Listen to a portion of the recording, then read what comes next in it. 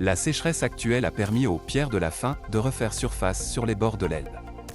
Si vous me voyez, alors pleurez, que sont les pierres de la faim qui refont surface à cause de la sécheresse? Les pierres de la faim ont été utilisées comme témoins des sécheresses qui ont frappé l'Europe à travers l'histoire.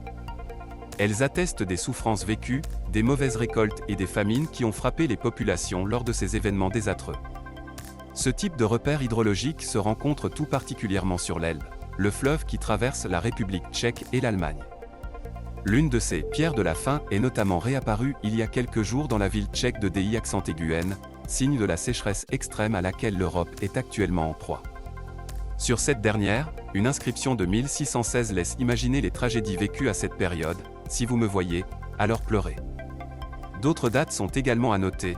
Avant 1900, les sécheresses suivantes sont commémorées sur la pierre: 1417, 1616, 1707, 1746, 1790, 1800, 1811, 1830, 1842, 1868, 1892 et 1893, précise ainsi une étude réalisée par des chercheurs tchèques en 2013.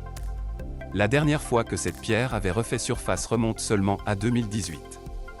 L'Observatoire européen de la sécheresse indique que 47% de l'Europe se trouve actuellement dans des conditions de sécheresse.